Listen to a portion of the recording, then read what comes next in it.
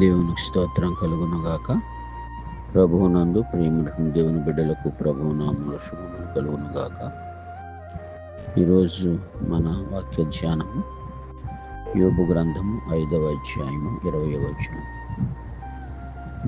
యుద్ధమున ఖడ్గ బలము నుండి ఆయన నిన్ను తప్పించును. వాక్యం చూస్తే 20వ వచనం, క్షామకాలమున మరణము నుండి యుద్ధమున ఖడ్గ బలము నుండి ఆయన నిన్ను తప్పించను. దేవుడు తన పరిశుద్ధ వాక్యం దీవించును గాక.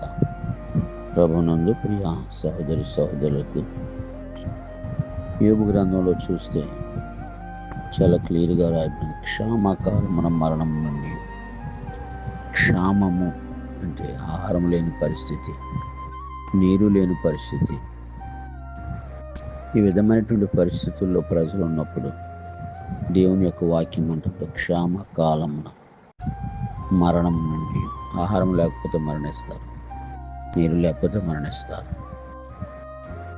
మరి ఏలియా క్షామకాలంలో ఉన్న రాహాబు సమయం. కానీ ఇక్కడ ఏలియాని దేవుడు అద్భుతంగా పోషించాడు. 3.5 సంవత్సరాలు వర్షం కురవలేదు.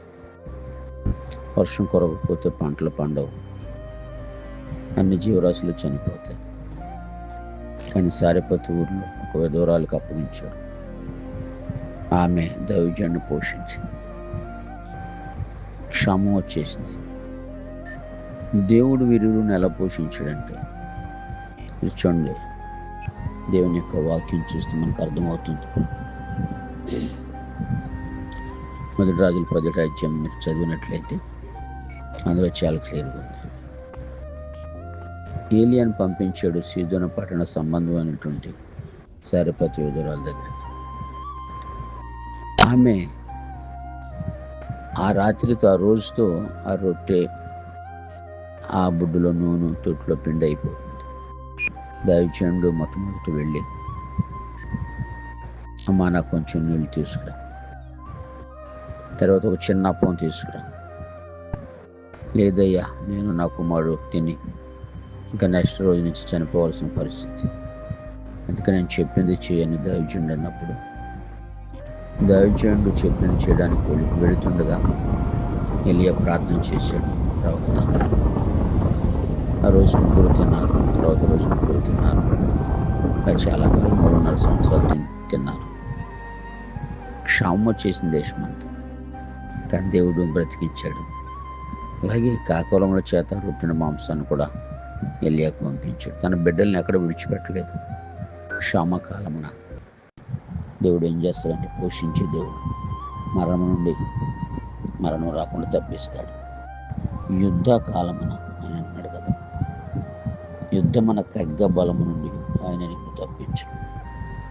ఖడ్గం బలం యుద్ధంలోంచి తప్పించడు. అందుకే ఇశ్రాయేలు ఐగుప్తు నుంచి కానాకి బయలుదేరిన సమయంలో 14 అంటాడు కనుక యుద్ధం యుద్ధపతి మీరు ఓరక నిలుచుంటూ చూడలేదు. ఈ పక్షంగా దేవుడు కార్యం చేస్తాడని మోషే ఇశ్రాయేలు ప్రజలను ధైర్యపరిచాడు. అలాగే ఈ రోజున క్రైస్తవ జీవితంలో ప్రతి ఒక్కరు కూడా క్షామము ఏర్పడుతుంది. శారీరక తిండి సమృద్ధిగా ఉన్న భోజన పదార్థాలు, ఆత్మీయ భోజనం కరువు వచ్చేస్తుంది. కానీ నేను పోషించడానికి దేవుడు సిద్ధంగా ఉన్న దేవుని మీద ఆధారపడితే ఈ ఆత్మీయ భోజనం, దేవుని యొక్క వాక్యం కరువు రాకుండా చూసుకోవాలి. ఇప్పుడే వినాలి, విన్నటువంటివి హృదయంలో భద్రపరచుకోవాలి. రేపు వాక్యం చెప్పేవారు దొరకరు. ఆల్రెడీ వాక్యాన్ని బోధించేవారు ఒక్కొక్కరిని ప్రభు తీసుకుని వెళ్ళిపోతున్నారు. రేపు ఎలా ఉంటుందో ఒకసారి ఆలోచించి దేవునికి స్తోత్రం కలుగును గాక. అంతేకాకుండా యుద్ధమున ఖడ్గ బలము నుండి. మరి దావీదును తప్పించలేదా? ఏమండి, ఫిలిష్తీయులు దండెత్తినప్పుడు ఇశ్రాయేలు యుద్ధానికి వెళ్ళారు, కానీ యుద్ధం చేయలేకపోయారు. కానీ దావీదు ఆ ఫీల్డ్లోకి ఎంటర్ అయిన తర్వాత యుద్ధం జరిగింది. దావీదు పక్షంగా యుద్ధం దేవుడే చేశాడు. అతను కత్తి తీసుకుని గొలియాతుని చంపేశాడు.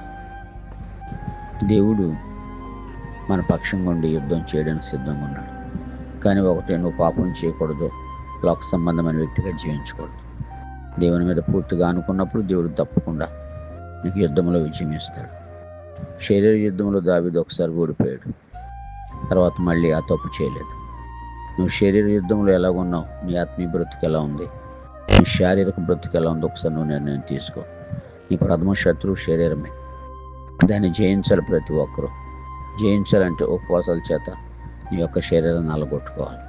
ఈ యుద్ధములో నువ్వు నిలబడు, దేవుడు నీ పక్షంగా కార్యం చేస్తాడు. అందువలన క్షామకాలమున మరణము నుండి, యుద్ధమున ఖడ్గ బలము నుండి ఆయన నిన్ను తప్పించడానికి దేవుడు సమర్థుడు, శక్తిమంతుడు. దేవుడి కొద్ది మాటలు దీవించును గాక. ఆమేన్.